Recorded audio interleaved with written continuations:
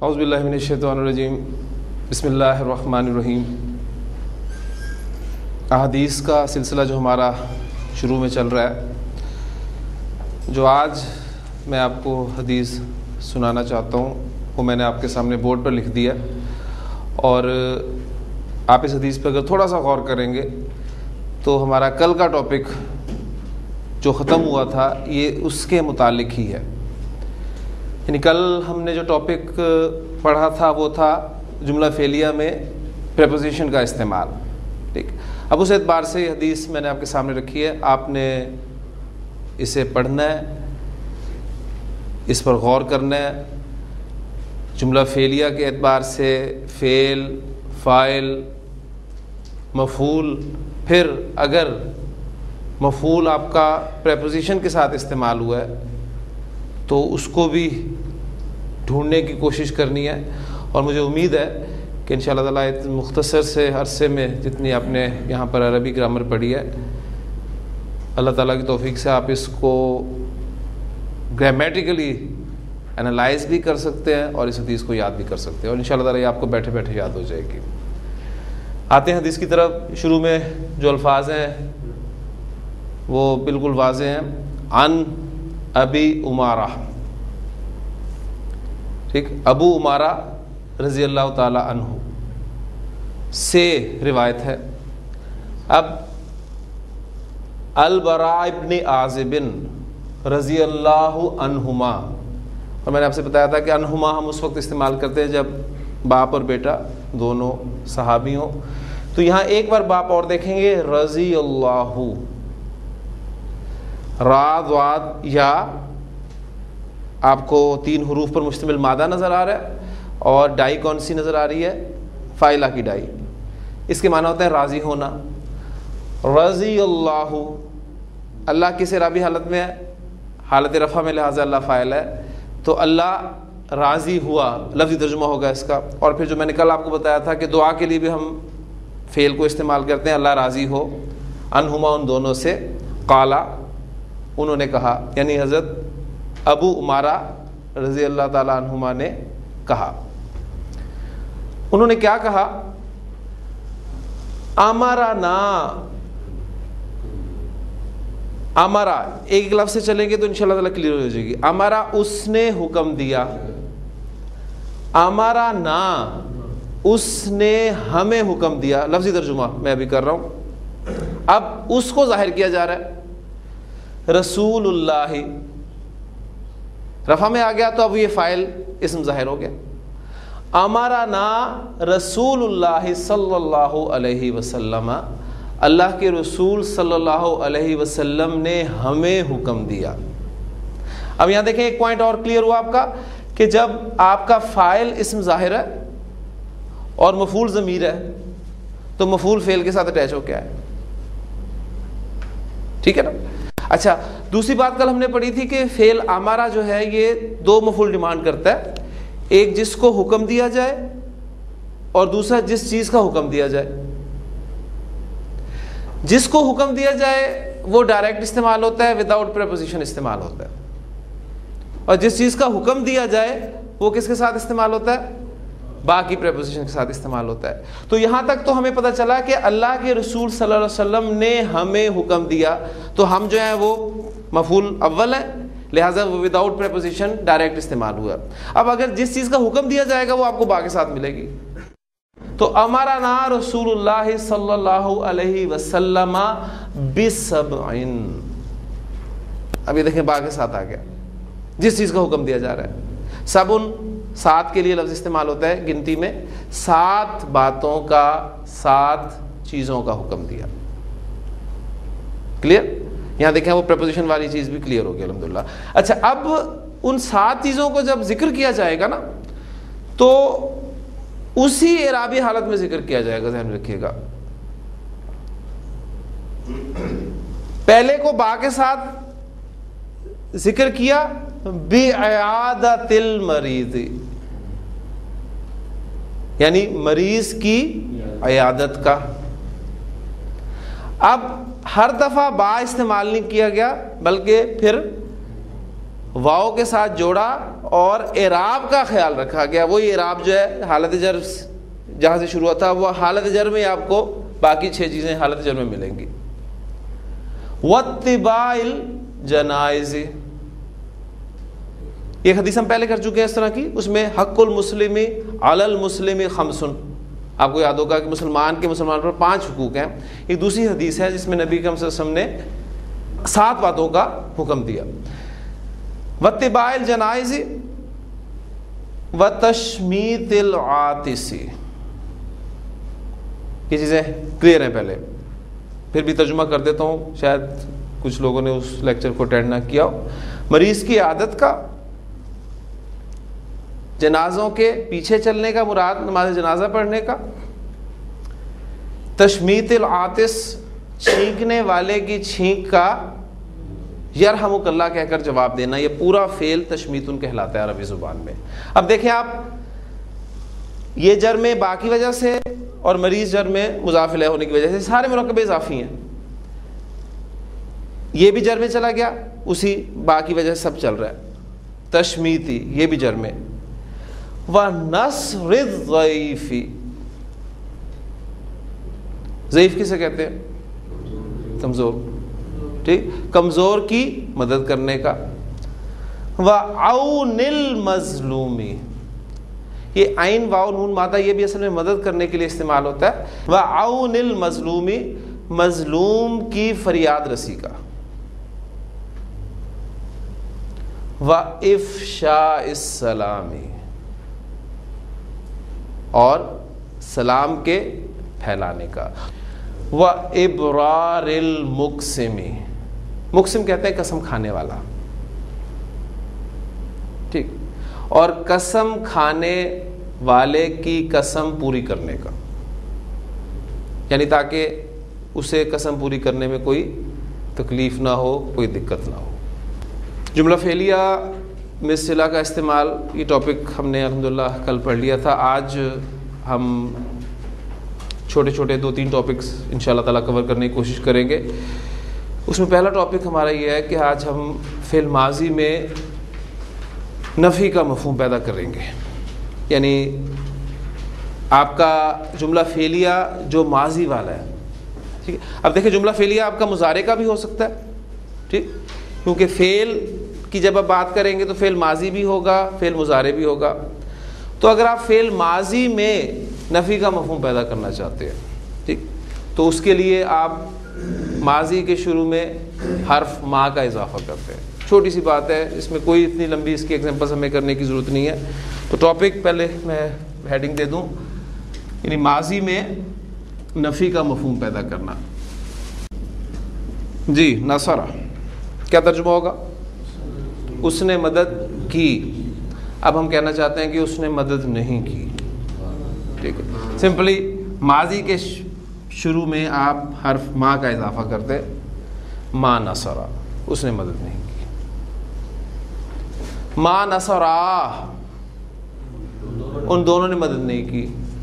ما نصرو، ان سب نے مدد نہیں کی. ما نصرت، اس ایک مؤنث نے مدد نہیں کی. ما نصرتا، ان 2 مؤنث نے مدد نہیں کی. ما نصرنا، ان سب مؤنث نے مدد نہیں کی. ما نصرتا، تو نے مدد نہیں کی. ما نصرتما، تم 2 نے مدد نہیں کی. ما نصرتم، تم سب نے مدد نہیں کی. ما نصرتی، ما نصرتما، ما نصرتن، ما نصرتو، ما نصرنا، ہم نے مدد نہیں کی. ٹھیک ہے، اس میں کوئی ایسی مشکل بات نہیں ہے. ایگزامپلس بھی میں نہیں سمجھتا کہ ہم اس پہ پکڑ دیں گے. یعنی آپ اگر پریکٹس کرنا چاہتے ہیں تو آپ نے پیچھے جتنے بھی جملے کیے ہیں سب کے شروع میں ما لگا دیں، وہ سب جملے آپ کے نیگیٹو ہو جائیں گے. ٹھیک، ما نصرہ زید، زید نے مدد نہیں کی.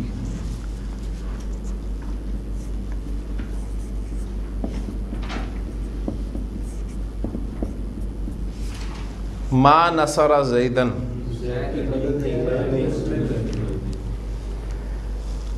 اس نے زید کی مدد نہیں کی. ٹھیک ہے، رفع نصب یہ آپ کو بتائے گا. اچھا جی،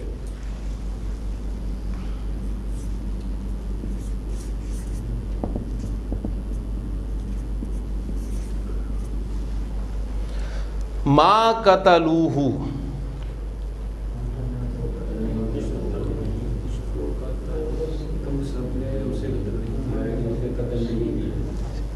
قتلا قتلا قتلو قتلو، ان سب نے قتل کیا، ان سب نے اس کو قتل کیا. قتلوہ، وہ جو الف آتا تھا وہ ضمیر کی وجہ سے غائب ہو گیا. ٹھیک ہے، پوائنٹ یہ بھی کلیئر ہو گیا. منفی بنایا جملے کو، ما قتلوہ، انہوں نے اس کو قتل نہیں کیا.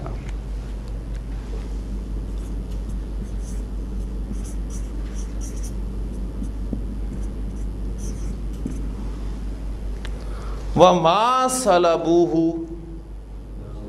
صلبہ صاد لامبا، صلیب دینا، سولی چڑھانا. ٹھیک، صلبہ صلبہ صلبو، صلبوہ ما صلبوہ، اور انہوں نے اس کو سولی نہیں چڑھایا. اب یہ ہو کس کی بات چل رہی ہے؟ یہ حضرت عیسیٰ علیہ السلام کی بات چل رہی ہے، کیونکہ پیچھے ذکر ہو رہا ہے کہ وَبِقَوْلِهِمْ إِنَّا قَتَلْنَا الْمَسِيحَ، کہ ان کا کہنا کہ یقیناً ہم نے قتل کیا مسیح کو. مسیح کون؟ عیسیٰ ابن مریم، یعنی عیسیٰ، اور عیسیٰ کون؟ ابن مریم، رسول اللہ، اللہ کے رسول کو. وَمَا قَتَلُوهُ وَمَا صَلَبُوهُ، انہوں نے نہ تو ان کو قتل کیا اور نہ انہیں سولی چڑھایا. وَلَٰكِن شُبِّهَ لَهُمْ، لیکن معاملہ مشتبہ کر دیا گیا. اور پھر آگے الفاظ ہیں کہ وَمَا قَتَلُوهُ یقیناً، قرآن مجید بیان کرتا ہے یقیناً بھی ہم اردو میں استعمال کرتے ہیں، اور انہوں نے یقیناً ان کو قتل نہیں کیا. کہ اصل معاملہ کیا تھا؟ اب اتنی گرامر الحمدللہ آپ پڑھ چکے ہیں کہ آپ اس جملے کو ٹرانسلیٹ کر لیں گے.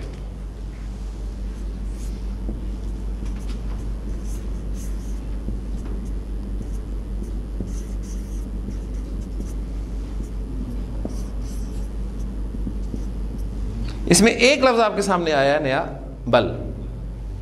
یعنی یہ بل جو ہے یہ ایک اس معنی میں استعمال ہوتا ہے کہ پچھلی جو بات ہوتی ہے اس کی تردید کی جاتی ہے. ٹھیک ہے، اور پھر بیان کیا جاتا ہے کہ نہیں اصل بات یہ ہے. ٹھیک، اب بل، اب تجوید میرا موضوع نہیں ہے، اس لیے آپ دیکھیں گے کہ لام کے بعد یہاں را پر آپ کو شد بھی نظر آئے گی، اس کو ملا کر پڑھا جائے گا. بر وہ میں نہیں لکھ رہا آپ کے سامنے، بل، تاکہ الگ الگ آپ کو ایک لفظ سمجھ آئے. بل بلکہ، رفع رفع ہو رفع ہو، اس نے اس کو اٹھا لیا، اس کو بلند کر لیا. رفع کے بنیادی معنی بلند کرنا کے ہوتے ہیں نا. رفع ہو، بلکہ اس نے اس کو اٹھا لیا. کس نے اٹھا لیا؟ اب اس کو ظاہر کر دیا اللہ کو. بل رفعہ اللہ، بلکہ اللہ نے ان کو اٹھا لیا الیہ، اپنی طرف. تو دیکھیں بالکل قرآن مجید کی ایک سادہ سی آیت آپ کے سامنے ہے، اور فعل، فاعل اور مفعول ضمیر کی صورت میں ہے. تو ایک ایگزامپل اور آ گئی ساتھ اس کی کہ وہ ساتھ اٹیچ ہے. ٹھیک، اور پھر الیہ، اس لفظ کی بہت اہمیت ہے، ذہن میں رکھیے گا. ورنہ رفع کے معنی بلند کرنا کے بھی لیے جا سکتے ہیں کہ ان کا درجہ بلند کر لیا اللہ تعالیٰ نے، لیکن بر رفعہ اللہ الیہ، بلکہ اللہ نے ان کو اپنی طرف اٹھا لیا. اور چونکہ بات یہ بھیجے میں نہیں بیٹھتی تو آگے بڑے خوبصورت الفاظ ہیں. وَقَانَ اللَّهُ عَزِيزًا حَكِيمًا، اللہ تعالیٰ عزیز بھی ہے، یعنی بالا دست بھی ہے، اور حکمت والا بھی ہے. ٹھیک ہے، وہ کر سکتا ہے، یعنی تمہاری سمجھ میں نہیں بات آتی، وہ سب کچھ کر سکتا ہے.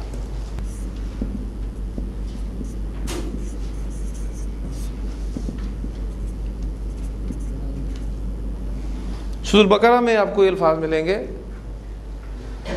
کہ وہ لوگ ہیں جنہوں نے ایک بزنس کیا ہے منافقین کے لیے جو قرآن مجید نے اسلوب اختیار کیا کہ انہوں نے گمراہی کو خریدا اور ہدایت اس کے بدلے میں دی ہے.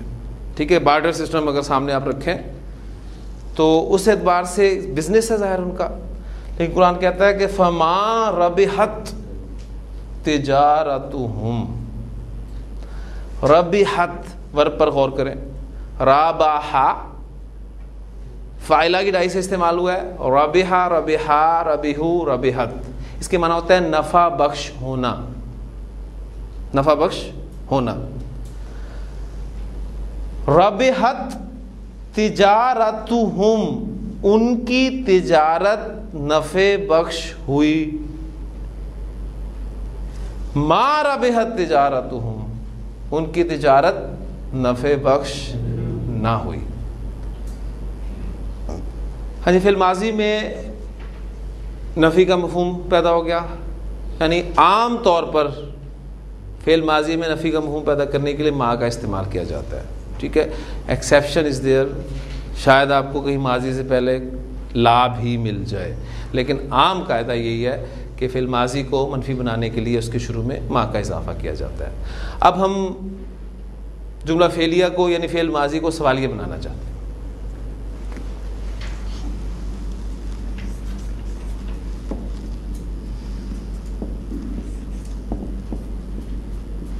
نصر زیدن, اس نے زید کی مدد کی. ما نصر زیدن, اس نے زید کی مدد نہیں کی. کیا اس نے زید کی مدد کی, یہ ہمارا سوالیہ جملہ ہوگا. اب یہاں پھر وہ ٹاپک آپ کو ذہن میں لانا پڑے گا استفہامیہ والا. وہ کیا تھا, ہم نے پڑھا تھا کہ دو طرح کے سوالات ہوتے ہیں, ایک کا جواب آپ ہاں یا نہ میں دے سکتے ہیں. ٹھیک, اس کے لیے حروف استفہام استعمال کیے جاتے ہیں. یاد ہے حروف استفہام کون کون سے؟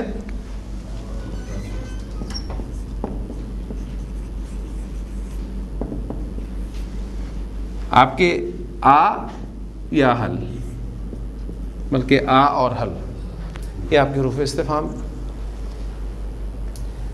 ہاں یا نہ میں جواب دینے کے لیے آ یا حل کا استعمال کریں گے. اب میں سوال آپ سے کر رہا ہوں, کیا اس نے زید کی مدد کی, تو اس کا جواب ہاں یا نہ میں ممکن ہے نا, تو آپ کیا لگائیں گے اس کی شروع میں؟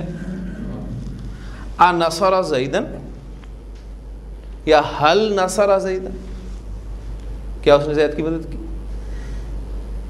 وہ سوالات جن کا جواب آپ ہاں یا نہ میں نہیں دے سکتے بلکہ اس کے لیے وضاحت مطلوب ہے, اس کے لیے ہم اسماء استفہام استعمال کرتے ہیں.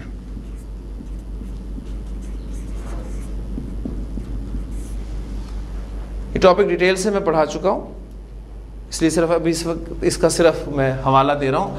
اسماء استفہام کافی سارے ہیں, اس میں آپ کو ما ملے گا, من ہے. بس اگر آپ مجھے گنوا دیں تو مجھے تسلی ہو جائے گی, حوصلہ ہو جائے گا کہ یہ ٹاپک آپ نے یاد کیا ہوا ہے. کیفا, جی نہیں, لیکن نہ تو حروف مشبہ بالفعل میں سے ہے نا. ما, من, کیفا, اینا. اچھا, متا, ایانا, انا, کم, لما وغیرہ وغیرہ. ٹھیک, ما کن معنی میں استعمال ہوتا ہے, کیا کے معنی میں. ٹھیک, من کون, کیفا کیسے, اینا کہاں, متا کب, ایانا کب, انا کیوں کر کس طرح, کم کتنا کس قدر, لما کیوں. نصر زیدن, کیا اس نے زید کی مدد کی, اس نے زید کی مدد کیوں کی. اب اس سوال کا جواب آپ ہاں یا نہ میں نہیں دے سکتے, لہٰذا آپ کو اسماء استفہام کی طرف رجوع کرنا پڑے گا. ٹھیک ہے, تو اس کی عربی کیا ہوگی؟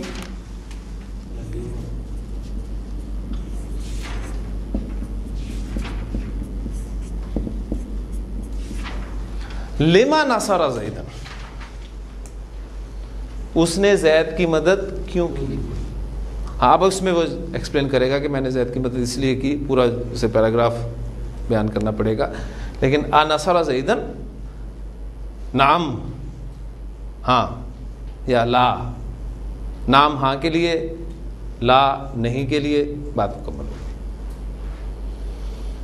لما نصر زیدن، اس نے زید کی مدد کب کی؟ وین کے لیے کیا لفظ استعمال کرتے ہیں؟ ٹھیک ہے، متا نصر زیدن، یہی ہے نا دو الفاظ آپ کے لیے. اس نے زید کی مدد کہاں کی؟ اینا نصر زیدن. اب دیکھیں کوئی مشکل بات نہیں ہے، سمپل. آپ کو اسماء استفہام کے معنی یاد اگر ہیں تو آپ نے ماضی سے پہلے ان کو استعمال کرنا ہے، جس معنی کے لیے وہ استعمال ہوئے ہیں اس کو بنا دینا ہے.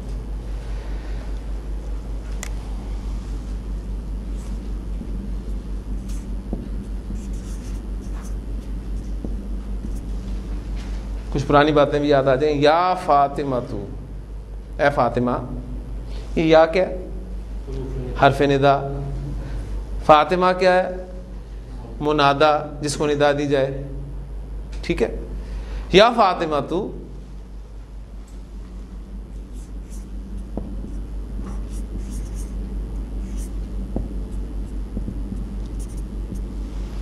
من خلق کی، تجھے کس نے پیدا کیا؟ یا فاطمہ تو، اے فاطمہ، من خلق کی، تجھے کس نے پیدا کیا؟ اچھا، یہ میں نے لگایا کی، کیوں بولا؟ کیونکہ فاطمہ ہے. اگر میں یہاں ہلدی سے کا لگا دیتا تو پھر یہاں پہ مجھے کہنا چاہیے تھا یا زیدو من خلقک، تجھے کس نے پیدا کیا. تو یہ اس کا بھی خیال رکھنا ہے. عربی زبان جملے بناتے ہوئے آپ کا دماغ جو ہے وہ آرام سے نہیں بیٹھ سکتا. فاعل اور مفعول، پیدا کیا فعل، اللہ فاعل اور مفعول مجھے. فاعل ظاہر ہے، مفعول ضمیر ہے، تو مفعول کہاں آئے گا؟ فعل کے ساتھ اٹیچ ہو کے آئے گا. ٹھیک. خلقنی، اس نے پیدا کیا مجھے. اب اس کو ظاہر کر رہے ہیں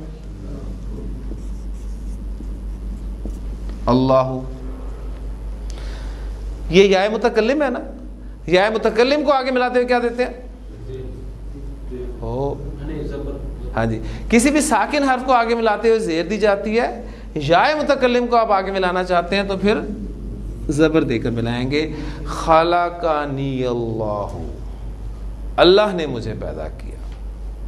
لیکن یہ دو ٹاپک ہمارے کور ہو گئے الحمدللہ. چھوٹے چھوٹے ٹاپکس تھے، اس میں کوئی ڈیٹیلز کی ضرورت نہیں تھی. آپ سوالیہ بنانا چاہتے ہیں جملوں کو تو جن کا جواب آپ ہاں یا نہ میں لے سکتے ہیں، ان سب جملوں کے شروع میں آ یا ہلکا استعمال کر لیں. اور اگر کچھ مزید وضاحت چاہتے ہیں تو اسماء استفہام کو استعمال کر لیں. ٹھیک. جملہ اسمیہ میں تاکید پیدا کرنے کا اسلوب آپ کو یاد ہوگا. ہم نے جملہ اسمیہ میں تاکید پیدا کی تھی کس طریقے سے؟ جملہ اسمیہ کے شروع میں انا حرف جو ہے اس کو استعمال کر کے. ٹھیک. پھر تاکید جب ہم نے ڈبل کی تو انا کی خبر پر لام تاکید داخل کر دیا. پھر ہم نے حصر کا مفہوم بھی پیدا کیا. آپ نے دیکھا مختلف اسلوب تھے، وہ سارے کے سارے جملہ اسمیہ کے ساتھ تھے. اب چونکہ ہم جملہ فعلیہ پڑھ رہے ہیں اور جملہ فعلیہ میں ابھی ماضی پڑھ رہے ہیں تو یہ سارے کام ماضی کے ساتھ ہو رہے ہیں. ذہن میں رکھیے گا، نفی والا خاص طور پہ. سوالیہ تو مضارع کے ساتھ بھی یہی چلے گا، لیکن نفی ما کے ساتھ ہوگی ماضی کی، مضارع کے ساتھ نفی کسی اور حرف کے ساتھ ہوگی. ذہن میں رکھیے گا. اچھا، دوسری بات، اب ہم فعل ماضی میں تاکید پیدا کرنا چاہتے ہیں تو فعل ماضی میں تاکید پیدا کرنا، اس کے لیے ہم فعل ماضی کے شروع میں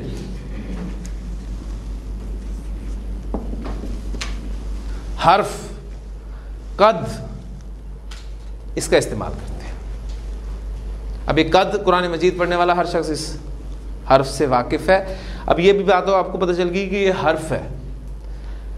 اسم، فعل اور حرف یہ کلمہ کی تین بنیادی اقسام تھیں. اسم ہم نے الحمدللہ مکمل کر لیا، فعل ہم پڑھ رہے ہیں، اور حرف میں نے آپ کو کہا تھا کہ درمیان میں ہم پڑھتے رہیں گے. تو جہاں ہم نے جملہ اسمیہ مکمل کرتے ہوئے بہت سارے حروف پڑھے تھے، وہاں اب ہم نے فعل پڑھتے ہوئے بھی حروف پڑھنے ہیں.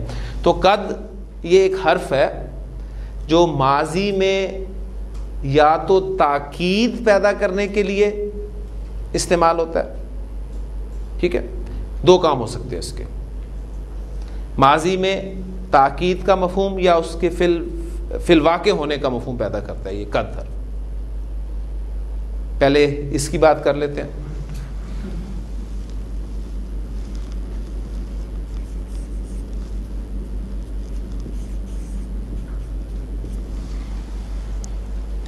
قد سمع اللہ، یقیناً اللہ نے سن لیا. یعنی قد کا ترجمہ آپ کو جو ہماری پرانی اردو ہے اس میں آپ کو ملے گا تحقیق. ایک لفظ آپ دیکھتے ہیں قرآن مجید کے جو ہمارے پرانے تراجم ہیں اس میں آپ کو ملے گا تحقیق. اب تحقیق اصل میں یہ تاکید کے لیے لفظ استعمال ہوتا ہے پرانی اردو میں، لیکن اب آپ جو نئے تراجم آ رہے ہیں اس میں وہ تحقیق کو ہٹا کر یقیناً اس قسم کے بے شک کچھ اس قسم کے الفاظ جو ہیں وہ ایڈ کیے گئے ہیں. قد سمع اللہ، یقیناً اللہ نے سن لیا. اب آگے مضمون چلے گا کیا سن لیا؟ قول اللتی.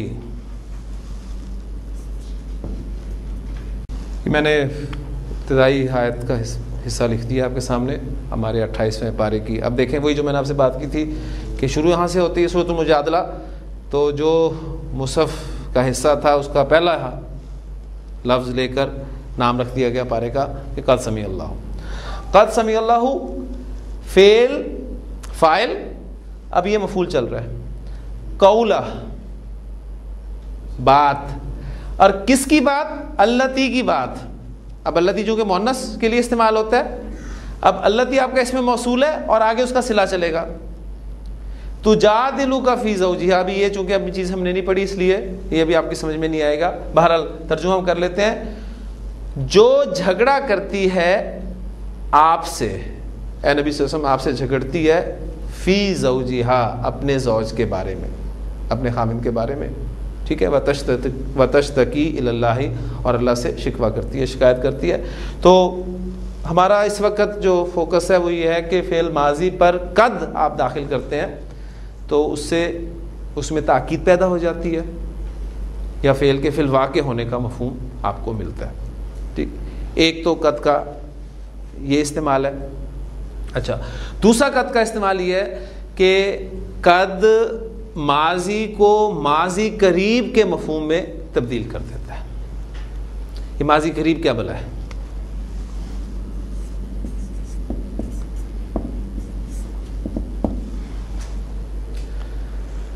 اردو گرامر میں ماضی کے اقسام کبھی پڑھا کرتے تھے، کافی ساری تھیں وہ. ماضی بعید، ماضی قریب، ماضی مطلق، ماضی استمراری، ماضی شکیہ. آپ کو یاد ہوگا اردو کو ویسے ہم نے کبھی کچھ نہیں سمجھا، اپنی زبان تھی، اس لیے اردو کی گرامر پڑھنے کی کیا ضرورت ہے ہمیں. اسی کا نتیجہ یہ ہے کہ آج ہمیں عربی گرامر بھی نہیں آتی. اگر ہم نے اردو گرامر پڑھ لی ہوتی یا کم از کم انگریزی گرامر پڑھ لی ہوتی تو ہمیں عربی گرامر انشاءاللہ تعالیٰ آج ایسے سمجھ میں آتی. بہرحال ماضی قریب نہیں ذہن میں آئے گا، لیکن اگر میں آپ کے سامنے رکھوں نا،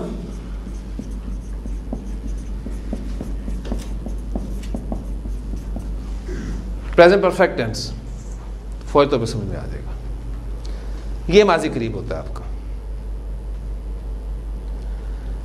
قد دو استعمالات، یا تو تاکید کے لیے، یقیناً کے لیے، یا پھر ماضی قریب کا مفہوم پیدا کرنے کے لیے.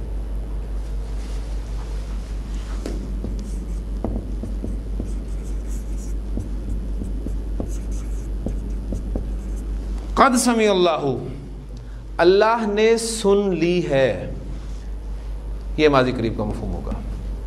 اللہ سن چکا ہے.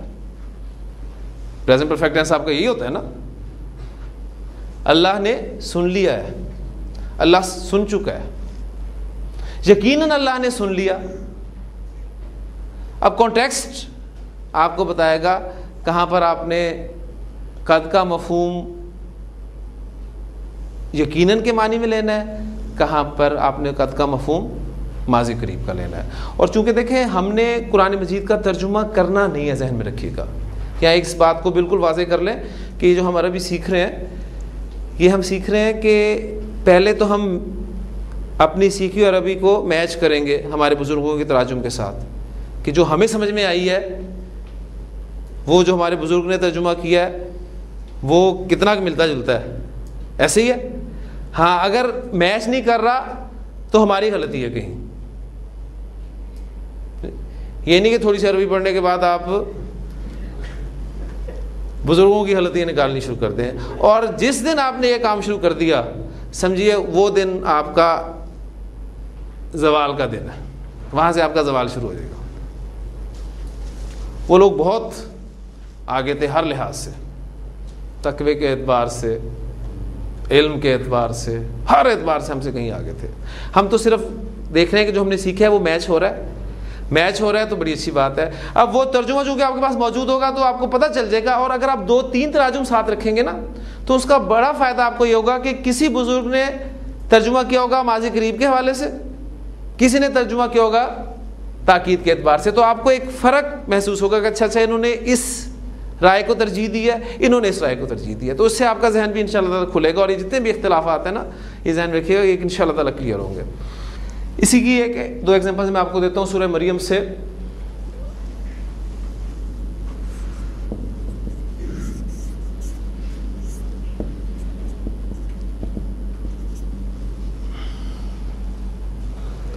कद बलगतु, बलागा के माना होते हैं पहुंचना के, बलागा, बलागा, बलागू, बलागत, बलागता, बलगना, बलगता, बलगतुमा, बलगतुम, बलगती, बलगतुमा, बलगतुन्ना, बलगतु, बलगना, बलगतु मैं पहुंच गया।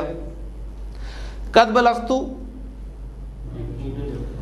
यकीनन मैं पहुंच गया, या मैं पहुंच चुका हूं, मैं पहुंच गया हूं।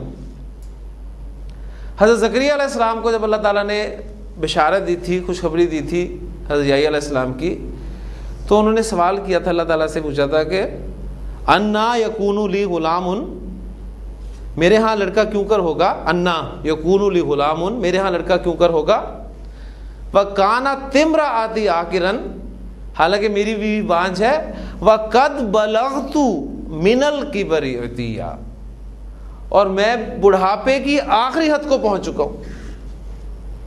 अब वहां देखे ना, कद बलगतु मैं पहुंच चुका हूं, मिनल किबरी बुढ़ापे में से, इतियन आखिरी हद को। तो क्या जवाब मिला था, काला कज़ालिका, ऐसा ही होगा, काला रब्बू का, तेरे रब ने कहा है, वहुवा अलैया हय्यिनुन, और ये ऐसा करना मुझ पर आसान है। और फिर आगे अल्फाज देखें, वक़द खलक़तु का, खलका, खलका, खलकू, खलकत, खलकता, खलकना, खलकता, खलकतुमा, खलकतुम, खलकती, खलकतुमा, खलकतुन्ना, खलकतु मैंने पैदा किया, खलकतु का मैंने तुझको पैदा किया, कद खलकतु का यकीनन मैंने तुझे पैदा किया, या मैं तुझे पैदा कर चुका हूँ, व कद खलकतु का मिन कबलू, और मैं तुझे पैदा कर चुका हूँ इससे पहले, वलम तकु शैया, जब तू कोई चीज़ नहीं था। तो मेरे लिए कौन सा मुश्किल है, ठीक है। अब यहाँ देखें आप, वो कद, अगर ये पॉइंट जहन में होगा ना आपके कि माजी करीब का मफहूम या ताकीद का मफहूम, तो इंशाअल्लाह ताला बात आपको वाज़ेह हो जाएगी और क्लियर हो जाएगी।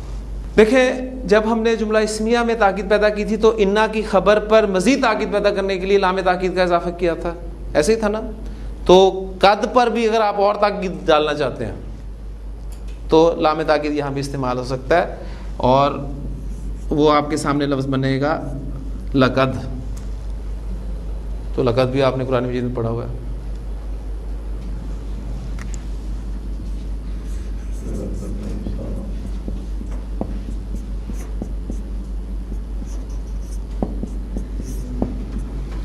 لقد خلقنا الانسان، یقیناً ہم نے. اب دیکھیں ترجمہ، آپ دیکھیں گے کہ ترجمہ آپ کرنا اردو میں مشکل ہوتا جا رہا ہے. قد کے ساتھ آپ نے یقیناً ترجمہ کیا تھا، اب لام تاکید والا مزید آ گیا، تو اب اور کیا تاکید، آپ اردو میں کہاں سے لائیں گے تاکید؟ تو اب اس کو صرف محسوس کرنا ہوگا کہ لقد خلقنا الانسان، یقیناً ہم نے انسان کو پیدا کیا، اور لام تاکید والا بھی ساتھ ہے. ایک جگہ پہ تو الفاظ ہیں فی احسن تقویم، بہترین تقویم میں، اور ایک جگہ پر الفاظ ہیں لقد خلقنا الانسان فی کبد. ہم نے انسان کو یقیناً کبد میں پیدا کیا. کبد کسے کہتے ہیں؟ مشقت. انسان کو ہم نے مشقت میں پیدا کیا. مشقت میں پیدا کرنے سے مراد کیا ہے؟ اپنی زندگی پر غور کریں. آپ اٹھے ہیں صبح، پہلی مشقت آپ نے نماز پڑھی ہے، یہ بھی اس دور میں مشقت سے کم نہیں. اس کے بعد آپ نے ہمت کی، اللہ کی توفیق سے یہاں پر تشریف لائے، ٹھیک، جیسے تیسے 1 گھنٹہ آپ نے یہاں پر گزارا. اب اس کے بعد آپ کی مشقت شروع ہو جائے گی، معاشی مشقت. صبح سے لے کے جوں رات تک آپ اس معاش کے چکر میں مصروف رہیں گے. پھر گھر آئیں گے تو ایک اور مشقت سامنے ہوگی. ٹھیک، اب یہ سارا سلسلہ آپ کا مشقت کا ہی. تو قرآن مجید بالکل صحیح کہتا ہے کہ ہم نے یقین انسان کو مشقت میں پیدا کیا. اس مشقت سے گھبراتے ہوئے، گھبرا کر بعض اوقات انسان جو ہے وہ اس نتیجے پہ پہنچتا ہے کہ اب تو گھبرا کے کہتے ہیں کہ مر جائیں گے، لیکن چونکہ مسلمان ہیں اس لیے کہ مر کے بھی چین نہ پایا تو کدھر جائیں گے. کیونکہ الفاظ یہ ہے نا کہ یا ایھا الانسان انکا کادح الی ربک کدحا فملاقی. اے انسان تو مشقتیں اٹھاتا ہوا، مشقتیں جھیلتا ہوا چلتا جا رہا ہے، چلتا جا رہا ہے، چلتا جا رہا ہے. کہاں؟ الی ربک، اپنے رب کی طرف. اور یا تو صرف جانا ہی ہونا، لیکن فملاقی، پھر اسے ملاقات کرنی ہے. اور ملاقات صرف یہی نہیں ہے کہ ہیلو ہائے ہوگی، نہیں، اکاؤنٹیبلٹی، اس بات کا احساس. تو وہی بات ہے نا کہ اب تو گھبرا کے کہتے ہیں کہ مر جائیں گے، مر کے بھی چین نہ پایا تو کدھر جائیں گے. تو کبد کا لفظ جو ہے عربی زبان میں مشقت کے لیے استعمال کیا جاتا ہے. بہرحال لقد خلقنا الانسان فی کبد، یقیناً ہم نے انسان کو مشقت میں پیدا کیا. لقد خلقنا الانسان فی احسن تقویم، یقیناً ہم نے انسان کو بہترین تقویم میں پیدا کیا.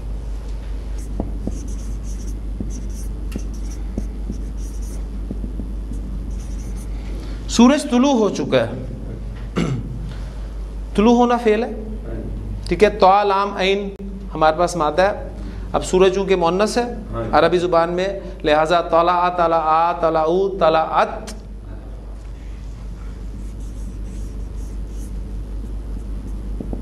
طلعت وہ طلوع ہوئی، لفظی ترجمہ ہوگا اس کا. سورج طلوع ہوا.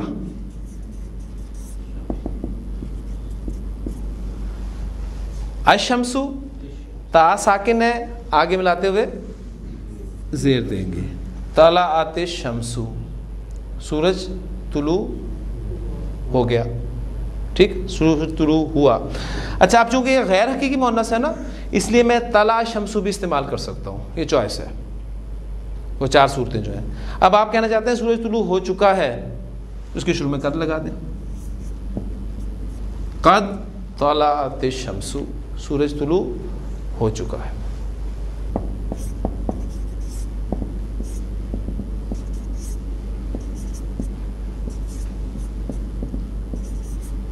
زید امتحان میں پاس ہو گیا ہے. زید امتحان میں کامیاب ہو گیا ہے. کامیاب ہونے کے لیے آپ کو مادہ چاہیے، نون جیم ہا. کیا بن گیا؟ نجح. ٹھیک، فعل، فاعل اور امتحان میں، یہ آپ کا متعلق فعل ہے.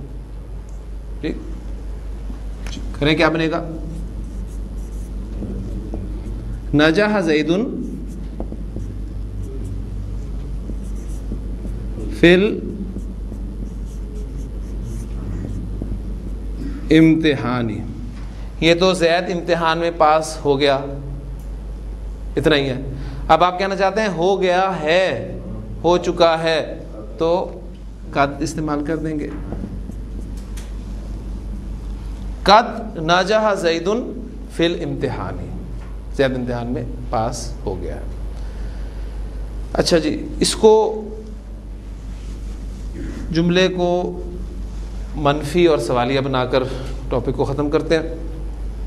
زید امتحان میں پاس ہو گیا، کیا زید امتحان میں پاس ہو گیا؟ نجح زید فی الامتحان،